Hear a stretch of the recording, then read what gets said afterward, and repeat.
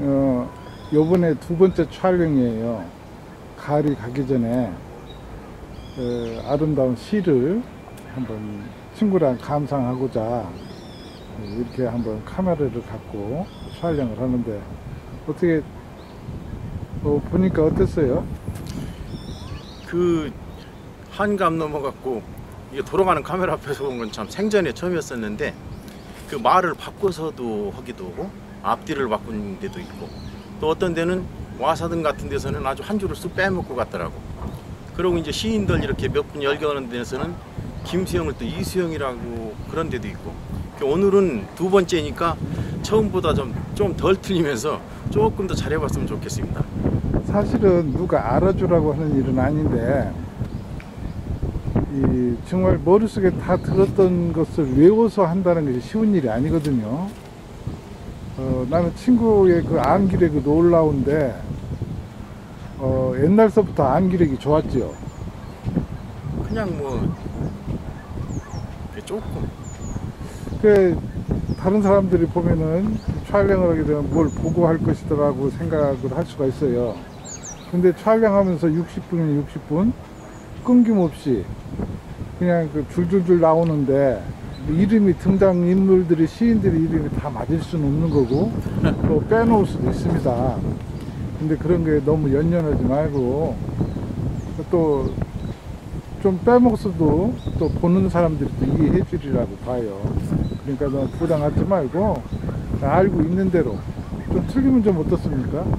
그렇게 해줬으면 좋겠습니다. 감사합니다. 오늘은 어떤 시를 한번 녹화를 해볼까요? 오늘은 이렇게 운치는 정자도 있고 그러니까 그 분위기에 좀 맞춰서 그 조선시대로 살짝 올라가서 그냥 그 시대 시 몇 수 한번 살펴보고 가봅시다. 그래요. 그럼 조선시대 시인 하면 누구를 한번 먼저 할까요? 먼저 난설은에 대해서. 난설은이 아주 요리시인 난설은. 난설은은 그 눈 속에 난초가 있는 집, 또 난초가 있는 난간 이런 건데 그 난설은이라는 그 글자에서 참 고독함이 느껴져. 그 이제 난설은이 어렸을 때 이름이 초희인데 이 초희가 8살 때 광안전 배곡로 상량문이라는 명문장을 하는 세상에 내놓는다고. 그 내용이 무엇이냐면은 한 신선이 그 다른 여러 신선들을 초대하기 위해서 이제 누각을 하나 크게 짓는데 그러니까 그 신선들도 그 집이 좀 좁고 그러면은 불편한 모양이라 앉아있기가. 그래서 누각을 짓는데 그 누각을 지으면서 골격이 다 완성되면 이제 상량식을 올려야 될 거 아닙니까? 그렇죠. 이제 상량문을 써야 되는데 거기서 이러는 그 기술자들도 물론이고 거기에 있는 그 많은 신선들 중에서도 그 상량문을 제대로 쓸 수 있는 그 신선이 없어가지고 이 8살짜리 초이가 그 신선 세계로 이제 초대를 받아서 가는 거예요. 그 상량문을 쓰기 위해서.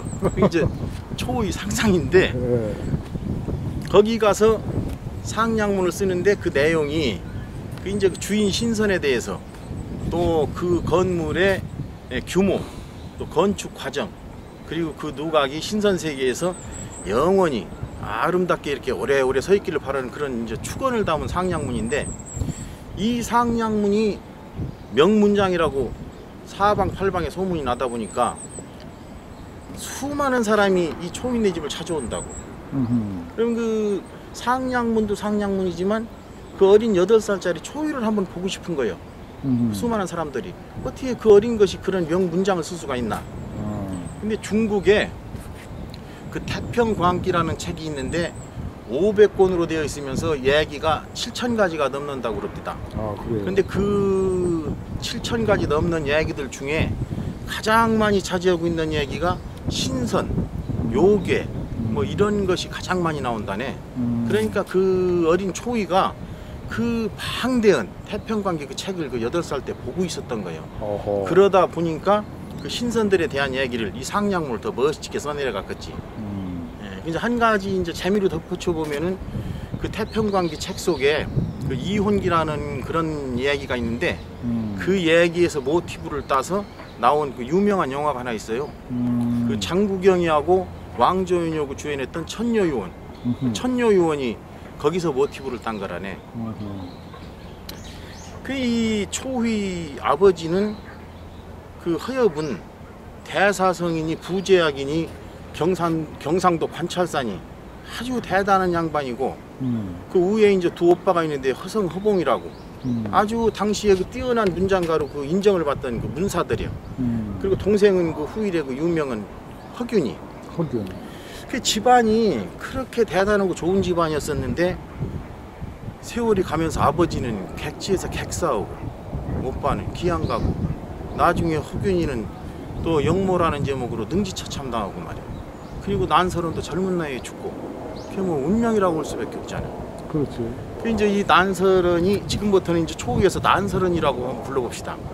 이 난설은이 그 어렸을 때 그렇게 글재주가 좋고 하는 것은 그 오빠들이 공부하는 그 공부방에 들어가서 그 어깨너머로 오빠들이 공부하는 내용을 다 듣고 보고 그랬다네.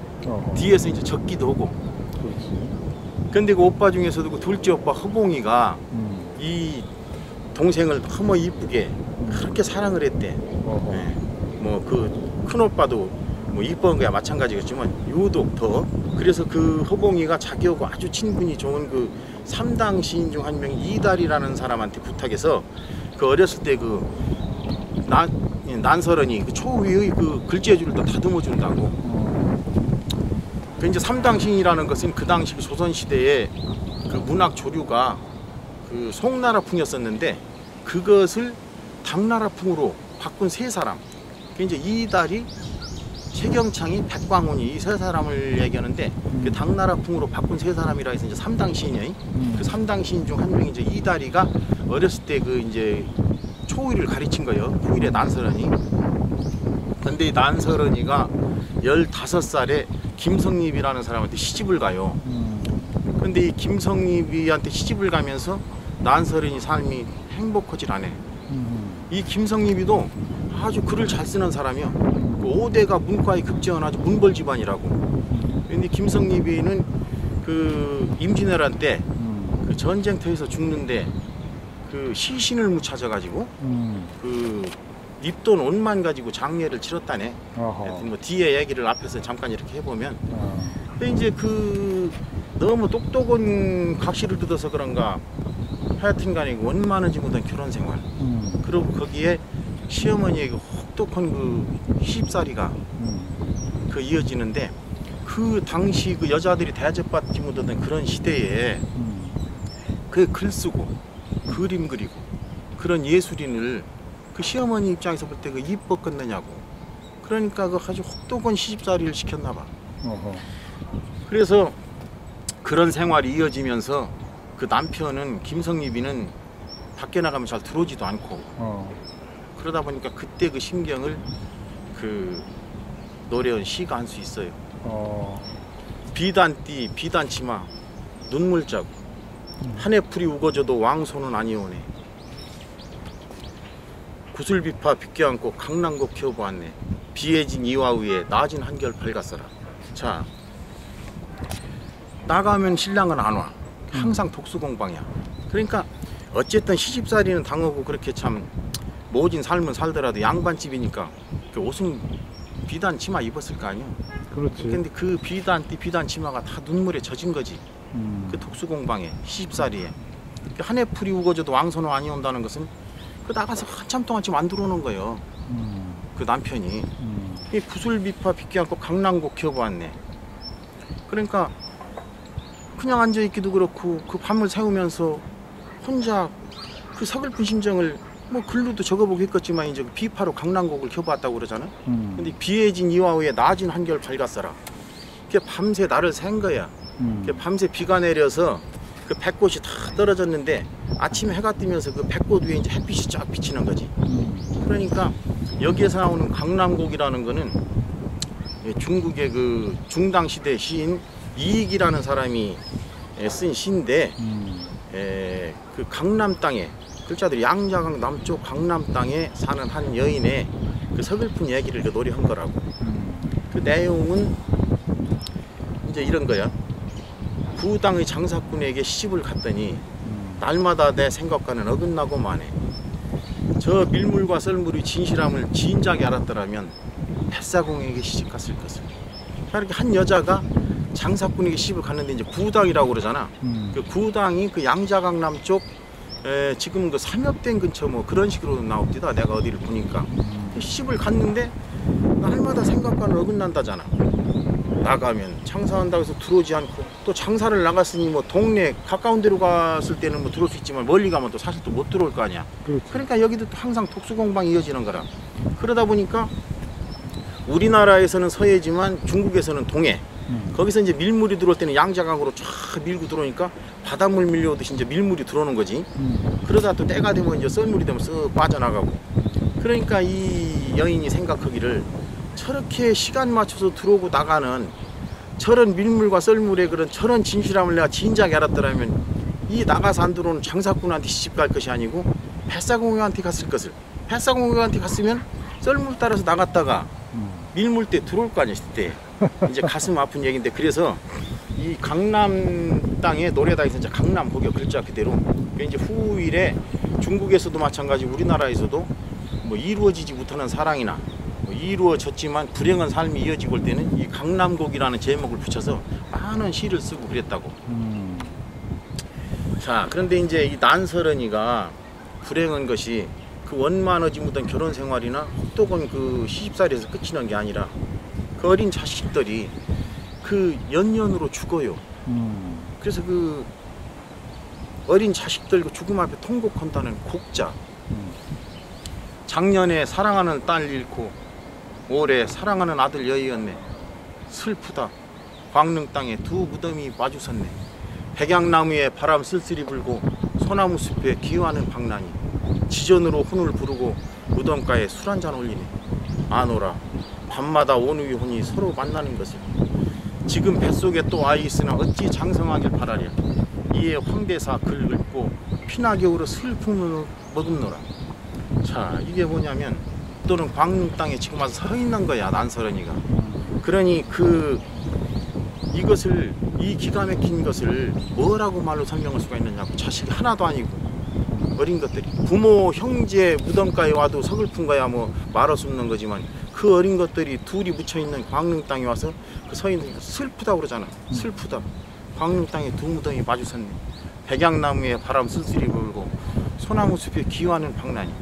기화라는 것은 우리들 어렸을 때 보면은 뭐 숲속에서 이렇게 어떤 데 보면 번쩍번쩍하기도 하고 바닷가에 밤에 가보면 이렇게 푸른 빛이 번쩍번쩍하잖아. 이제 그걸 뭐 귀신뿔이라고 이제 어렸을 때 그랬는데, 뭐 과학적으로는 그 인성분이 이렇게 이제 분출해서 나오는 그런 빛이라고 그러는데, 좌우지간 거기에 지전으로 혼을 부른다. 그러니까 이제 가짜 돈을 종이로 만들어서 어떤 뭐 여비를 쓰고 오라는 그런 뜻인지 좌우지간 그 가짜 돈을 만들어서 이제 지전으로 혼을 부르고 무덤가에 술 한잔 올린다고 그러는데, 이 슬픔을 뭐로 말로 할까? 그러니까 내가 내 자식이 지금 하나도 아니고 둘이 죽어서 거기 묻혀 있다면 거기 가서 그 술 한잔 부어올릴 때 그 심정이 그 피를 토한다고 해야 되나, 뭐 그 이상으로 어떻게 다른 거로 표현할 수 없지. 네. 그리고 지금 뱃속에 또 아이 있으나 어찌 장성하길 바라랴. 이에 황대사 글을 읽고 피나겨로 슬픔을 먹는다. 이것은 또 뭐냐면, 결론을 얘기하면은 그 뱃속에 있던 아이도 유산이 됐어, 결국에는. 근데 황대사 글을 읽는다고 그러잖아. 그게 뭐냐면 중국 축천무가 자기 그 권력욕에 친아들 태자 홍의를 독살시켜요.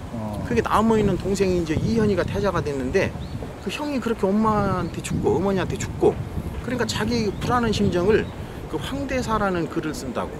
황대사라는 게 뭐냐면 그 누런 그 대, 지금 이런 것처럼 이런 거 밑에다 이제 오이를 심은 거야.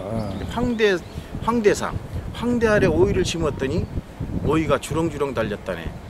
오이 3개째를 딸 때까지는 그럭저럭 볼만했는데 오이 4개째를 따고 보니 빈 덩쿨만 남았네. 그러니까 그 오이처럼 자기도 떨어져 나갈 것 같은 그 불안한 심정. 그래서 이제 그 자식들이 죽은 내용이야 뭐 엉뚱하게 완전히 틀리는 거지만, 그 이연태자의 그 쓸쓸한 그 마음, 거기에 빗대서 이제 황대사 글을 읽고 피나겨로 슬픔을 머금노라, 이렇게 이제 얘기를 한 건데, 이 난설언이가 자기 죽을 것을 미리 알았어요. 그래서 친정 오빠들한테 뭐 편지라고까지 하여튼 시 한 수를 보냈는데 그 시에 대한 내용을 처음에 몰랐어. 나중에 난설은이 죽었을 때 죽고 나서야 아 그거였구나 하고 이제 물어붙인 거야. 그게 뭐냐면 푸른 바다 구슬 바다에 스며들고 푸른 난새 새생난새에 기대었고 부용꽃 27송이 붉게 떨어지니 달빛 서리 위에 차갑기만 하여. 이런 내용을 그 오빠들한테 보냈는데 아까도 말했지만 그 내용이 뭔지를 몰랐던 거야. 그런데 난설은이 27에 죽어요. 27살에. 그 부용꽃 27송이 붉게 떨어졌다고 그러잖아. 그 붉게 떨어졌다는 것은 시들지 않고 떨어진 거잖아. 붉게. 그 젊은 나이에. 그 죽고 나니까 아 이게 그 얘기였구나 하고 탄식을 했겠지. 그렇지. 네, 그런데 그 첫째 연하고 둘째 연에 대한 내용은 이제 내가 생각할 때 뭐 책에도 문헌에도 뭐 그런 식으로 나왔지만 이 세상에서 좋은 결혼 생활 못 해봤고 또 그런 그 아쉬운 마음에 만약에 다음 생이 있다면 거기에서는 이런 우리가 보는 그 푸른 바다가 더 아름다운 어떤 구슬바다가 있으면 거기에 스며들듯이 좋은 사랑을 만나서 그렇게 한번 스며들고 싶고 또 푸른 난새가 채색 난새에 기대었다는 것은 난새는 이제 그 전설에 나오는 공황 같은 그런 새인데 그 자기를 그 난새에 비유하는 거야. 이렇게 그 난새라고 치면은 자기를 감싸줄 그 아름다운 색깔로 채색이 된 그런 푸른 난새에 기대해보고 싶은. 난새에 대해서 한번 설명 좀 해주시죠. 난새라는 것은 중국 남조 시대에 범태라는 사람이 쓴 난조 시서라는 책에 나오는 그 전설이 새인데 이 난새를 계빈왕이라는 왕이 사로잡는 거로 나와. 사로잡아서 큰 새장에 가둔다고. 왜 이거를 잡느냐면은 난새가 한번 울면은 그 소리가 너무나 아름답고 아름다운 것뿐이 아니라 너무나 구슬퍼. 그 울음소리를 듣는 사람은 누구든 하다가 걸음을 걸을 수가 없어 더 이상. 그 아름답고 서글픈 그 소리에. 그러니까 이 계빈왕이 이 난새를 잡아서 가둬놓고 울게 하면 천하의 모든 많은 사람들이 와서 그 난새를 볼 거 아니야. 그럴 때 그 어떤 그 재물을 이렇게 취하고 싶은 거야. 그 난새를 이용해서. 근데 이 난새가 울질 않아요. 난새가 울질 않으니까 그 계빈왕 각시가 꾀를 낸다는 것이 그 앞에다 거울을 한번 놔줘 보라고 그런다고. 그러면 거울을 놓으면은 그 자기 짝이 온 줄 알고 난새가 울 것이다. 그래서 거울을 갖다 놔. 그러니까 난새가 정말로 슬프게 울어. 근데 난새가 울은 것은 자기 짝이 온 거로 알고 울은 게 아니고 자기의 그 초라한 모습, 그 가슴 아픈 그 모습을 보고 슬퍼서 울은 거야. 울고서 그 거울에다 머리를 부딪혀서 그냥 죽어버린다고. 이게 난새야. 그러니까 난설은이도 그 난새처럼 그렇게 갇힌, 새장에 갇힌 듯한 그런 그 인생이라고 생각을 했었겠지. 참 가슴 아프네. 가슴 아픈 얘기. 근데 이 난설은이 이제 그 죽고 난 다음에 그 동생 허균이가 후일에 이제 그 친정에 남아있던 어렸을 때 이제 그 초이가 썼던 그런 문장들, 이제 시, 그리고 편지, 또 허균이가 직접 그 누나의 시를 외우고 있던 거, 이런 걸 모아가지고 난설은집을 내게 돼요. 그 난설은집을 낼 때 그 서예 유성룡 선생을 찾아간다고. 가서 그 앞에 서문을 좀 좋은 글 하나 써주십시오 하고 이제 갔는데 그 유성룡이 그 내용을 보고 허균이한테 말하기를 보물로 간직해서 후대에 전해라. 이렇게 말씀을 하셨다네. 그 난설은집이 또 이게 중국으로 가. 아까 그 얘기하다가 한 가지 빼놓은 게 있는데 그 어렸을 때 초이가 그 광안전 백옥로 상냥문을 썼다고 그랬잖아. 그것을 중국에서 사신으로 왔던 주지번이 중국으로 가져갔다고. 왜냐하면 아주 간곡하게 부탁한 거예요. 이걸 내가 좀 중국으로 가져갈 수 있게 해달라. 그래서 그 상냥문이 중국으로 가져갔어요. 그 한석봉이한테 부탁해서 목판본을 만드는 것이. 그런데 이번에 또 이제 난설은집이 시집도 중국으로 건너가. 그래서 중국의 그 천하 그 문사들한테 대단한 칭송을 받았다네. 아주 그 아름답고 빛나는 시라고. 그리고 이제 별도 경로 통해서 일본으로도 건너가고 그랬는데 그 난설은의 그 곡자를 다시 한번 가보겠습니다. 네. 작년에 사랑하는 딸 잃고 올해 사랑하는 아들 여의었네. 슬프다. 광릉 땅에 두 부덩이 마주 섰네. 백양나무에 바람 쓸쓸히 불고 소나무 숲에 기와는 방랑이 지전으로 혼을 부르고 무덤가에 술 한잔 올리네. 아노라 밤마다 온우의 혼이 서로 만나는 것을. 지금 뱃속에 또 아이 있으나 어찌 장성하길 바라리. 이에 황대사 글 읽고 피나게 울어 슬픔을 굽노라. 지금은 그 난설원이 그 광릉 땅에서 그 어린 것들하고 같이 행복했으면 좋겠습니다.